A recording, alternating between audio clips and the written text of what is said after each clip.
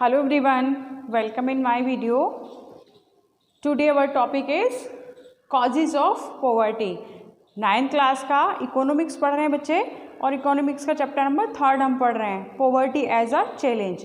तो आज का जो हमारा टॉपिक है वो है कॉजेज ऑफ पॉवर्टी। इसमें हम पॉवर्टी को पढ़ते चले आ रहे हैं कि इंडिया की थी वो कैसे इंक्रीज़ हुई, कितनी पॉवर्टी थी। उसके बाद फिर हमने जो इसका एक वर्ड सिनेरियो था, ग्लोबल सिनेरियो था, वो भी देख लिया हमने।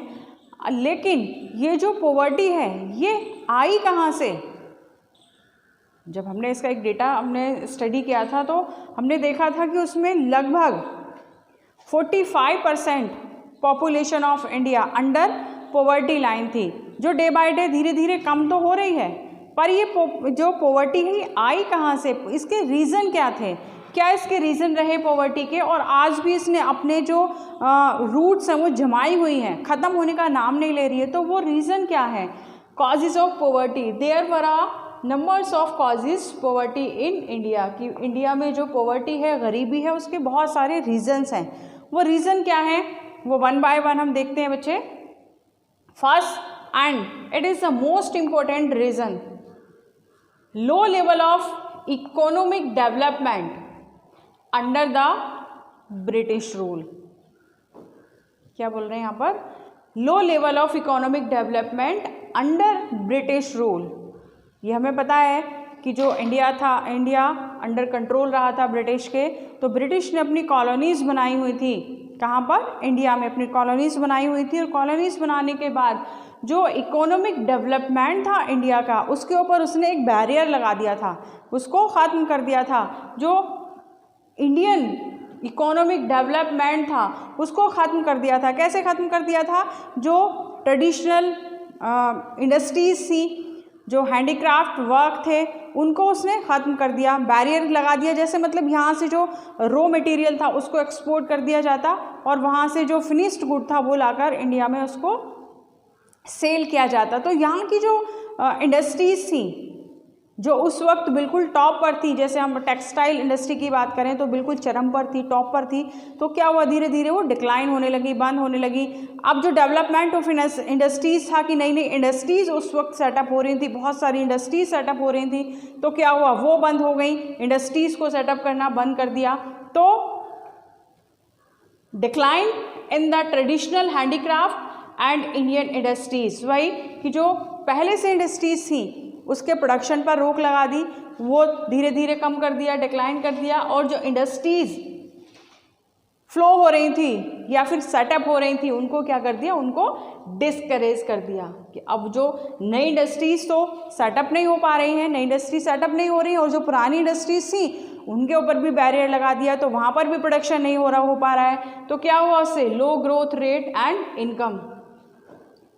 जब इंडस्ट्री सेटअप नहीं हो रही है तो क्या हुआ, जो जॉब्स हैं, जो जॉब्स की अपॉर्चुनिटी है वो क्या हुआ, वो धीरे धीरे डिक्लाइन होने लगी, नीचे आने लगी, नीचे आ रही है वो। तो नीचे आने से क्या हुआ, जब जॉब अपॉर्चुनिटी, क्योंकि जो इंडस्ट्रीज़ हैं वो डिस्करेज हो गई, इंडस्ट्री सेटअप नहीं हो पा रही है, जो इंडस्ट्री पहले से थी वहाँ प्रोडक्शन कम हो गया है, प्रोडक्शन कम हो गया है तो जो जॉब अपॉर्चुनिटी है, जॉब्स हैं वो डिक्लाइन होने लगी हैं, वो कम होने लगी हैं। जॉब कम होने लगी है तो क्या बढ़ने लगा है, बढ़ने क्या लगा है, अनएम्प्लॉयमेंट।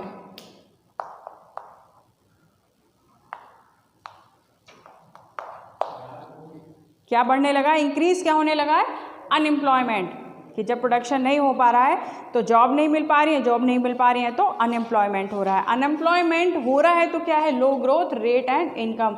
इनकम नहीं है, जो ग्रोथ रेट है वो इंक्रीज नहीं हो रही है, जो इनकम है वो लो हो रही है।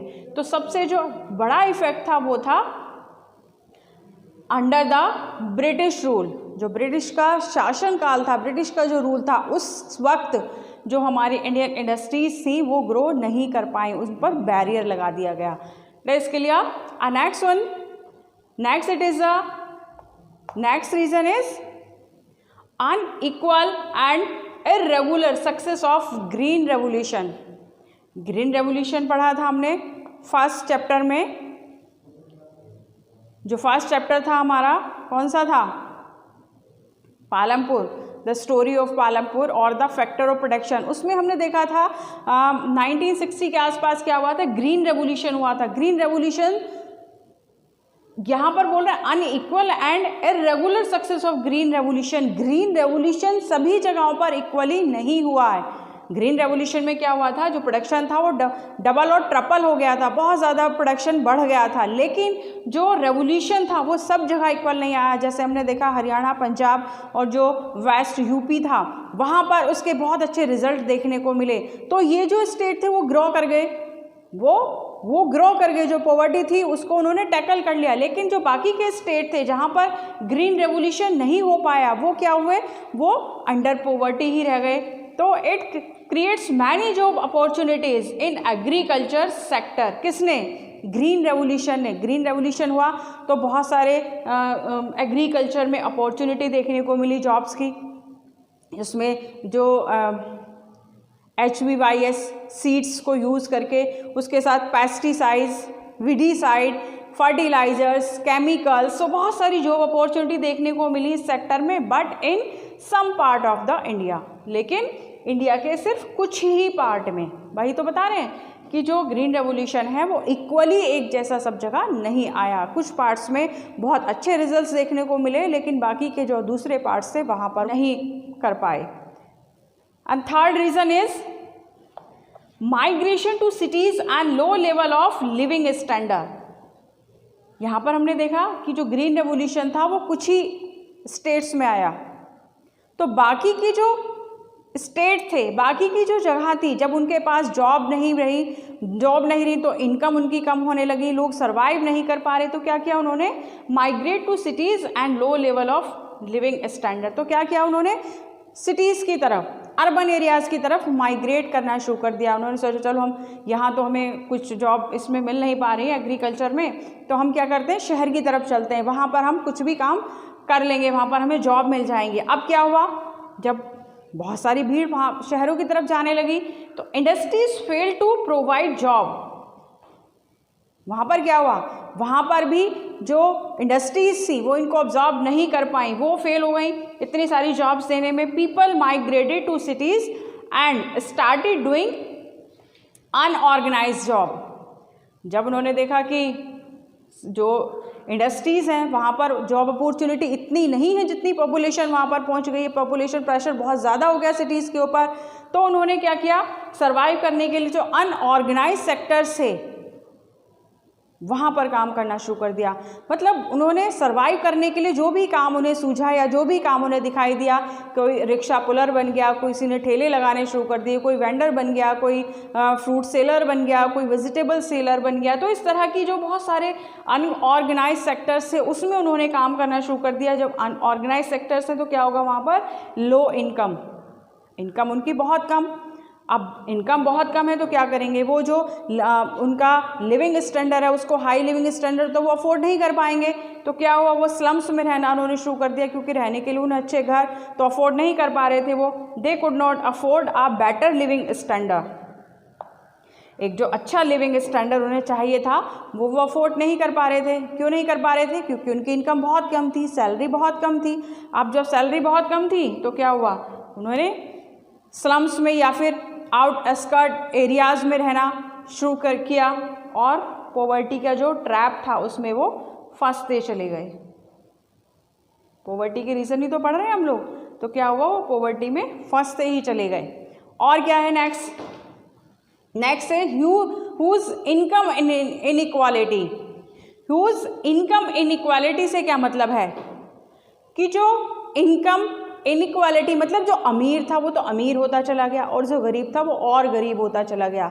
जिनके पास पैसे थे वो उस पैसे से और ज़्यादा पैसे कमाने लगे, लेकिन जिनके पास पहले से ही पैसे नहीं थे, जो पहले से ही गरीब थे, वो और ज़्यादा गरीब होते चले गए। और फेलियर टू लैंड रिफॉर्म्स, जो लैंड रिफॉर्म के प्रोग्राम्स थे वो सभी जगह इक्वली नहीं हो पाए। जो लैंड रिफॉर्म को फॉलो किया गया था वो फेल हो गया। फेल कैसे हो गया, मतलब सभी जगह पर नहीं हो पाया। जहाँ पर वो लैंड रिफॉर्म, बहुत सारे हमने स्टेट पढ़े थे प्रीवियस वीडियो में कि उन्होंने जो लैंड रिफॉर्म है या फिर दूसरी तरीके से इस प्रॉब्लम को टैकल करके वो इसको ओवरकम कर गए। लेकिन जहाँ पर कुछ भी नहीं हो पाया, जहाँ पर किसी तरह के रिफॉर्म प्रोग्राम नहीं हो पाए, वो अंडर पॉवर्टी चले गए। And lack of land resources, जो लैंड रीडिस्ट्रीब्यूशन हमने देखा था कि जो लैंड को रीडिस्ट्रीब्यूट किया गया और इस जो पॉवर्टी की प्रॉब्लम थी उसको ओवरकम किया।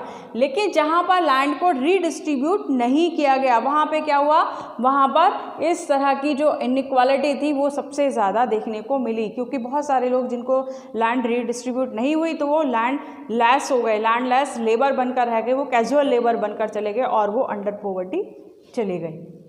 Next one, heavy pressure of population. It is also a most important reason कि जो इनकम है वो धीरे धीरे कम हो रही है, जो अनएम्प्लॉयमेंट है वो धीरे धीरे बढ़ रहा है, कि जॉब कम हो रही है, अनएम्प्लॉयमेंट बढ़ रहा है, उसके साथ साथ जो पॉपुलेशन है वो रैपिडली ग्रो कर रही है, वो लगातार बढ़ रही है।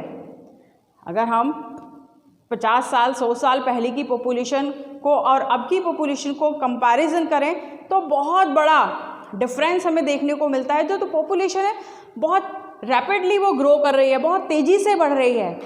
Population increase very rapidly in India. In 2011 population rose to, population बताइए 2011 में कितना, 1210.2 million as against 361 million in 1951 में अगर हम पॉपुलेशन को देखें तो कितना था, 361 मिलियन, और अगर हम 2011 से कंपेयर करें तो कितना है, 1210 मिलियन। तो क्या हुआ, जब लगातार पॉपुलेशन बढ़ती जा रही है, चीज़ें कम होती जा रही हैं, अनएम्प्लॉयमेंट बढ़ता जा रहा है, तो लोग जो गरीबी का, जो पॉवर्टी का एक ट्रैप है या फिर उसका जो साइकिल ऑफ पॉवर्टी है उसमें वो फंसते चले जा रहे हैं। And lack of proper industrialization, it is also the reason of poverty. Lack of proper industrialization. Industrialization का मतलब होता है औद्योगिकीकरण होना। औद्योगिकरण का मतलब होता है कि इंडस्ट्रीज़ का सेटअप होना। किसी रीजन में बहुत सारी इंडस्ट्रीज़ को सेटअप किया जाने लगा, तो ये जो इंडस्ट्रियलाइजेशन था ये इक्वली नहीं हो पाया। कुछ जगह जो अर्बन एरियाज़ थे इंडस्ट्रीज़, वहाँ पर तो बहुत ज़्यादा सेटअप हो गई जो अर्बन एरिया हैं वहाँ पर, लेकिन जो रूरल एरिया है वहाँ पर किसी तरह की इस तरह की कोई भी इंडस्ट्रीज़ या फिर दूसरी जो फैक्ट्रीज है वो सेटअप नहीं हो पाई। तो क्या हुआ, India is backward of industrial point of view. Hardly 3% population engage in large scale industries. कि जो इंडिया है वो बहुत पीछे रहा इसमें इंडस्ट्रियलाइजेशन में। हार्डली 3% ऑफ पॉपुलेशन, की जो पूरी पॉपुलेशन था उसका सिर्फ 3% किसमें, जो लार्ज स्केल इंडस्ट्रीज थी उसमें एंगेज था। We still depend on foreign countries for some goods. आज भी बहुत सारी ऐसी चीज़ें हैं जिनके लिए हमें दूसरी कंट्री के ऊपर डिपेंड रहना पड़ता है। And the last reason is socio culture and economic factor are responsible for poverty. सामाजिक और socio culture and economic factors, किस तरह के सोशियो कल्चर और इकोनॉमिक फैक्टर की बात हम कर रहे हैं। In order to fulfil social obligation and observe religious ceremony.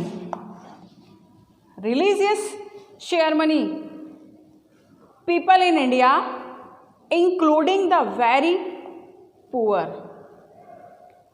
spend a lot of money. तो समझ में आया कुछ, क्या मतलब है इसका, कि जो सोशल ऑब्लिगेशंस हैं या फिर जो रिलीजियस सेरेमनी है, इसमें बहुत सारे जो पुअर पीपल्स हैं चाहते हैं कि उनके ऊपर सोशल प्रेशर होता है। सोशल प्रेशर कैसे, मतलब कि कोई पहले से ही अंडर पॉवर्टी है, पहले से ही वो बिलो पॉवर्टी है लाइन है, तो एक तो पहले से गरीब है, अगर उसको अपनी लड़की की शादी करनी है तो वहाँ पर उसको डॉरी देनी पड़ेगी, दहेज देना पड़ेगा, दूसरे बहुत सारे खर्च करने पड़ेंगे। तो वो क्या है, अंडर प्रेशर किसके, सोशल ऑब्लिगेशन, कि समाज को देखते हुए उसे ये सारी चीज़ें करनी ही पड़ेंगी। समाज उसको जीने नहीं देगा कि ये सारी चीज़ें उसको समाज में रहकर करनी ही पड़ेंगी। जैसे अगर किसी की डेथ हो जाती है तो वहाँ पर मृत्यु भोज चाहे वो बिल्कुल गरीब है लेकिन उसको देना पड़ेगा।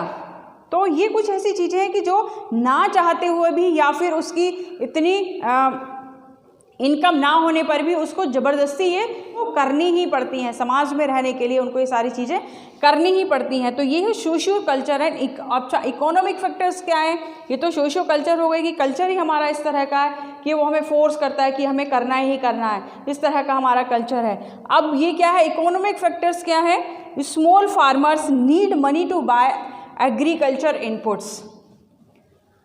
जो छोटे फार्मर्स हैं उनको क्या चाहिए, बाय एग्रीकल्चर इनपुट्स, बहुत सारे एग्रीकल्चर इनपुट कि उनको कोई फसल को प्रोड्यूस करना है तो उसके लिए उन्हें क्या चाहिए, भी क्या चाहिए रहेगा, पहले उनको बीज चाहिए, सीड्स चाहिए, उसके लिए उनको इरिगेशन की फैसिलिटी चाहिए, उसके लिए उनको पेस्टिसाइड्स चाहिए, विडिसाइड्स चाहिए, केमिकल्स चाहिए और फर्टिलाइजर्स चाहिए। तो उनके पास सेविंग तो है नहीं क्योंकि वो तो पहले से बहुत गरीब है, उनके पास सेविंग तो है नहीं। तो क्या करेंगे वो, they have hardly any saving, तो सेविंग है नहीं, दे बोरो, तो क्या करेंगे वो, उनको उधार लेना पड़ेगा। फसल तो उनको प्रोड्यूस करनी है ना, फसल तो उगानी है, तो क्या करेंगे वो, जो बिग लैंडर हैं या फिर रिच पीपल्स हैं उनसे वो उधार लेंगे। उधार लेंगे तो क्या होगा, उसको वो रीपे नहीं कर पाए। कैसे नहीं रीपे कर पाए, क्योंकि उनके ऊपर एक तो हाई इंटरेस्ट होता है, जिससे वो ले रहे हैं वो इंटरेस्ट के सही देते हैं ना उसको, तो एक तो हाई इंटरेस्ट है उसके ऊपर से सपोज कि अगर उनकी जो फसलें हैं वो ख़राब हो गई, बैड वेदर कंडीशन की वजह से वो ख़राब हो गई, तो क्या हुआ, एक तो उन्होंने उधार लिया था पहले ही, ऊपर से वो फसलें ख़राब हो गई, तो कंडीशन क्या हुई, और ज़्यादा विशेष ख़राब हो गई, और ज़्यादा कंडीशन उनकी ख़राब हो गई। वो क्या हो गई, विक्टिम ऑफ इंडेप्टनेस। क्या हुआ, वो कर्ज में फंसते ही चले गए कि वो जो अच्छा प्रोडक्शन होता अगर, तो क्या करते, वो जो उन्होंने बोरो किया था, जो उन्होंने उधार लिया था, उसको वो रीपे करते, लेकिन रीपे नहीं कर पाए। क्यों नहीं कर पाए, क्योंकि उनका जो क्रॉप थी वो फेलियर हो गई, क्रॉप फेल हो गई। तो एक तो पहले से उन्होंने उधार लिया था, अब आगे को फिर से उन्हें उधार लेना पड़ेगा, तो वो क्या होता है, इस तरह से वो कर्ज में फंसते ही चले जाते हैं। और इस तरह से अगर वो विक्टिम्स ऑफ इंडेप्टनेस बढ़ती जा रही है तो क्या होगा, पॉवर्टी इंक्रीज होती चली जाएगी। तो these all are the factors और the reasons for increasing the poverty specially in India. I hope जो रीजंस हैं वो क्लियरली आपको समझ में आ गए होंगे। लेकिन हमने ये भी पढ़ा था कि पॉवर्टी धीरे धीरे रिड्यूस हो रही है, धीरे धीरे कम हो रही है। वो कैसे हो रहे हैं, कौन से मेजर्स लिए जा रहे हैं, कौन सी चीज़ें उसके लिए किए जा रही हैं, वो जो हम पढ़ेंगे नेक्स्ट वीडियो में। और वो क्या है, एंटी पॉवर्टी मेजर्स। जो नेक्स्ट हमारा वीडियो का टॉपिक होगा वो होगा anti poverty measures. It is the next topic. तो मिलते हैं नेक्स्ट वीडियो में एक नए इस टॉपिक के साथ। Till then goodbye, take care.